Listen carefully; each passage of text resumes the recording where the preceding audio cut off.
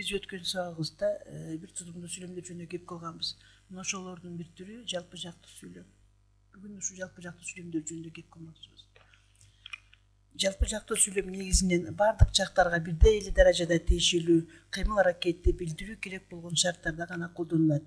Ойду мындай формада билдирүү көбүнчө оозеки кепте, көркөм адабий жана публицистикалык стилге мүнөздүү. Анда турмуштагы байкоолор, тажрыйбалар жана таалим, тарбия, насаат мүнөзүндөгү ойлор айтылат. Мындай ой негизинен аракет кылуучу бардык жактарга тиешелүү болот.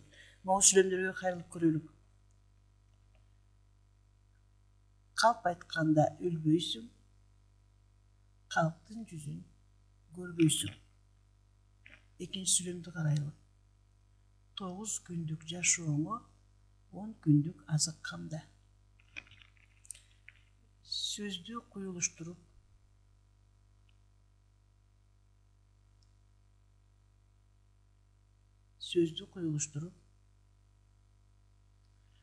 калпчынын аралаштырып, кулакка жагымдуу сүйлөгөн жана да анткор жалмаңдаган, жазакерленген, түлкүдөй ойт берме шундуктарга ишенбе.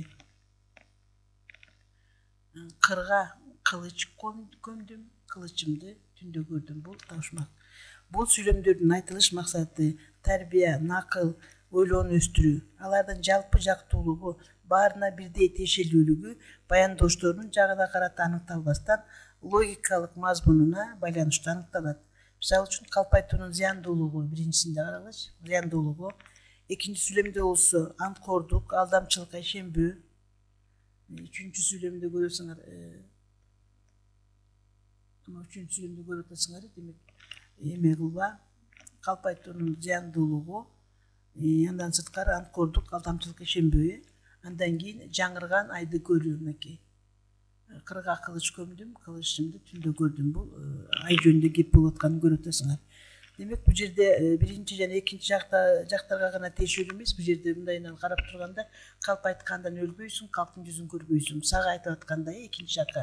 Бул жерде эгерде мындай сүйлөмдүн эмесине карасак, грамматикалык түзүлүшүнө экинчи жакка карата айтылып аткандай көрүнүп атат. Экинчи сүйлөмдү карагыла. 9 күндүк жашооңо 10 күндүк азык камда. Мында дагы экинчи жакка карата айтылып тургандай көрүнүп атат, эки баарында тең.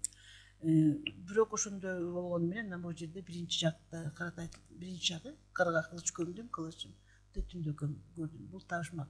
Эми бул ушу биринчи жана экинчи жакка тиешелүү карап айтылып атканына карабастан, бул бардык жактарга, мага да, сага да, ага да. Демек үч жактын баарына тең тиешелүү болуп, мазмун жагынан айтылып турат. Эми мазмуну боюнча бардык жактарга бирдей тиешелүү болуп айтылган жалпы жактуу сүйлөмдөрдө бир гана зона, баяндоочунун зонасы болгондуктан сүйлөмдүн синтаксистик табияты баяндоочуга негизделип аныкталат. Ошол себептүү жалпы жактуу сүйлөмдөрдө конкреттүү сүйлөм ээсинин катыштуулугунун зарылдыгы болбойт. Жасалма түрдө сөз болуп жаткан сүйлөмдөргө ээни кошуп айтса, анын артыкпаш экендиги ал гана турушун сүйлөмдүн стилистикалык курулушунун бузулушу оңтойлуу эместиги байкалып турат. Мына төмөнкү сүйлөмдөргө карап көрөлүк. Мына биринчи сүйлөмдү карагыла. Бир эшик чыгарам десең, 1000 эшиктин үлгүсүн көр деп атат. Демек бул бир тутумдуу сүйлөм. Эгерде ушул сүйлөмгө жөн эле өзүбүз ээни кошуп алсак, сен бир эшик чыгарам десең, сен 1000 эшиктин үлгүсүн көр десек, демек бул жерде эмне болуп атат? Сүйлөмдүн структурасы бузулуп турат. Бул жерде сүйлөмдүн ээси талап кылынган деле жери жок. Экинчи сүйлөмдү карайлык. Экинчи сүйлөмгө көңүл бурсак, атыңды досуңдай багып, касыңдай мин. Мынакей атыңды досуңдай багып, касыңдай мин деп атат. Ушул жерге сен деген сөздү кошсок, билем экинчи жакта турганы көрүнүп атат да, экинчи жакта туруп атат. Сен атыңды досуңдай багып, касыңдай мин десек, демек бул жердеги биз кошуп аткан сүйлөмдүн ээси бул жерге өзүнчө эле кобушпой ашык болуп турат да.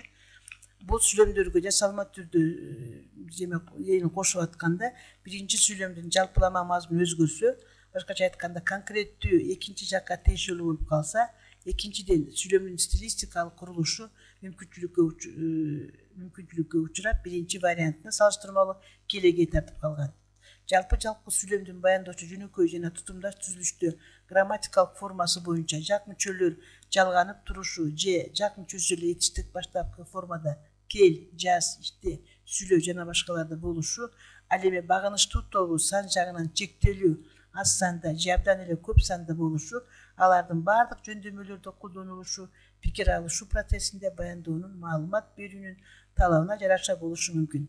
Ошентип, бир тутумдуу сүйлөмдөгү кыймыл-аракет же кыймыл-аракетке байланыштуу айтылган түшүнүктөр синтаксистик, семантикалык жана баардык жактарга бирдей жалпы мүнөздө айтылса, жалпы жактуу сүйлөм деп аталат экен. Демек, жалпы жактуу сүйлөм баяндоочунун биринчи, экинчи жакта тургандыгына карабастан, баардык жактарга бирдей маанини билдирип турат. Кыргыз тилиндеги мындай жалпы маанидеги сүйлөмдөрдү уюштурууда анын структуралык негизи болуп эсептелген баяндооштор төмөндөгүдөй түзүлүштө жана формада колдонулат. Биринчи сүйлөмдү карап көрөлүк. Мына бул сүйлөмгө карагыла. Аргымакты жаман деп буданды кайдан табасың? Демек, бул жерде сүйлөмдүн баяндоочу экинчи жактын жекелик санда туруп атат.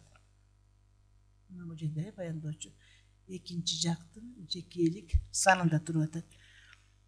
Көптүк сан мүчөлөрү жалганган этиш аркылуу жалпы жактуу сүйлөм уюшулат. Бул түзүлүштөгү жалпы жактуу сүйлөм көп колдонулат. Мисалы үчүн, баяндоочу биринчи жактын жекелик, көптүк санын мүчөлөрү жалганган этиш аркылуу жалпы жактуу сүйлөм уюштурулат. Дагы бир сүйлөмдү алып көрсөк, уста менен дос болсоң, нар кескенин аларсың, жаман менен дос болсоң, бир балеге каларсың. Демек, бул баяндоочу экинчи жакта турган, экинчи жактын жекелик көптүк санда турган этиш аркылуу жалпы жактуу сүйлөм уюшулганда, бул жөнөкөй жана тутумдаш түрүндө да кездешет экен. Эми экинчисин карап көрөлүк. Ашы бар аякты аттаба, эшигин көрүп төрүнөт деген бул жерде эки сүйлөм туруп атат. Булар деле жанагы биринчидей эле жалпы жактуу сүйлөмдүн уюштурулушу дагы бир өнүмдүү жолу бул буйрук этиштин баяндооштор болуп эсептелет. Демек, бул жерде өзүңөр көрүп аткандай, муну уюштурушу эмне экен? Буйрук этиш. Мынакей. Аттаба, буйрук этиште, анан кийин өт, төрүнөт. Бул экинчисинде буйрук этиш аркылуу, буйрук этиштер аркылуу жалпы жактуу сүйлөм уюшулат экен. Демек, бул сүйлөмдүн баяндоочу экинчи жакка карата сен айтылганы менен маанилери баардык жакка бирдей тиешелүү. Демек, бул жерде эгерде зейине кошо турган болсок, ашы бар аякты сен аттаба дегендей, же болбосо сен эшигин көр да төрүнөт. Бирок бул жерде эси колдонулушунун зарылчылыгы жок. Андан кийин үчүнчү жолун карап көрөлүк. Демек, күлүң ат, күлүп өттү билдиңби?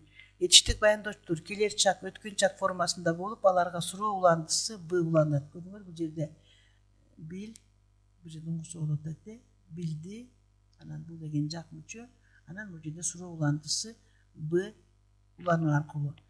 Демек, мүчөлөр жалганып айтылуу менен жалпы жактуу сүйлөм уюшулат. Эми төртүнчүгө карап көрөлүк. Мына төртүнчү сүйлөмдү карайлык. Ак карды тоонун ары жагынан алтын чүкө өкчөдүм, алчы таасын билбедим. Бул табышмак. Демек, баяндоочу этиш сөздөрдөн болуп, ага биринчи жактын мүчөсү жалганып айтылуу менен уюштурулган жалпы жактуу сүйлөмдөр табышмактарда көп колдонулат. Демек, бул жерде биринчи жактын баяндоочу этиш сөздөрдөн болот экен. Көрүп отуңар, таасын билбедим, өкчөдүм, чүкөнү өкчөдүм, билбедим деп атат. Демек, бул жерде деген баяндоочу биринчи жакта туруп атат. Өкчө, өкчөдү, анан кийин мынакей биринчи жактын мүчөсү. Бул жерде дагы билбе, билбеди, анан кийин мынакей. Демек, бул деген баяндоочу этиш сөздөрдөн болду. Ага биринчи жактын мүчөсү жалганып айтылуу болду. Бул жерде көбүнчө демек табышмактарда уюшулат экен. Ак карды тоонун ары жагынан алтын чүкө өкчөдүм, алчы таасын билбедим деп турат. Сүйлөмдү көрүп атасыңар. Эми бешинчиге карайлык. Баяндоочу атоо сөздөрдөн болуп, ага экинчи жактын мүчөсү жалганса, же негизги атооштук баяндоочко кызматчы сөздөр тизмектелип айтылып, ага ушул эле жак мүчөсү жалганып айтылса, демек, жалпы жактуу сүйлөм түзүлөт. Мына бул жерде сүйлөмдү карагыла. Каргайын десем жалгызсың, каргабайын десем жан койбогон байкушсуң десет. Бул жерде өзүңөр көрүп тургандай экинчи жактын мүчөсү атооч сөз жалгыз жактуу сөзү, анан кийин бул жерде экинчи жактын мүчөсү уланып турат. Демек баяндоочу атооч сөздөрдөн болот, бул жерде көрүп атасыңар. Экинчи мисалды карап көрөлүк. Токулуу кара инген экенсиң. Бул жерде атооч сөздөргө жардамчы сөздөр кошо келүү аркылуу дагы эми жардамчы сөзгө мына экинчи жактын мүчөсү уланып жалпы жактуу сүйлөм уюштулуп атат. Эми 6-чы амалсыздан кабырганга кеңеш берсиң дейт. Бул жерде баяндоочтун милдети этичтик фразеологизмдер аткарып, анын акыркы түгөйүнө экинчи жактын мүчөсү уланып айтылса, жалпы жактуу сүйлөм уюштурат. Бул жерде дейт кабыргаңа кеңеш берсиң деген фразеологизм. Өзүңөр көрүп атасыңар, фразеологизм кабыргаңа кеңеш берсиң. Демек бул жерде ушул акыркы сөзүнө эмне уланат экен? Экинчи жактын мүчөсү уюштулат экен. Демек биздин бүгүнкү сабактарыбыз жалпы жактуу сүйлөм. Өзүңөр көргөндөй жалпы жактуу сүйлөмдүн баяндоочу негизги орунда турат экен дагы, ал биринчи жана экинчи жактагы этиш сөздөрдөн же болбосо атоочтордон уюштулат экен дагы. Бул жалпы жанагы баяндоочу белгилүү болуп турса, жалпы белгилүү болуп турганы менен кайсы жакта турганда, бирок бул жалпы баардыгыбызга бирдей айтылган сөздөрдү биз жалпы жактуу сүйлөм деп атат экенбиз.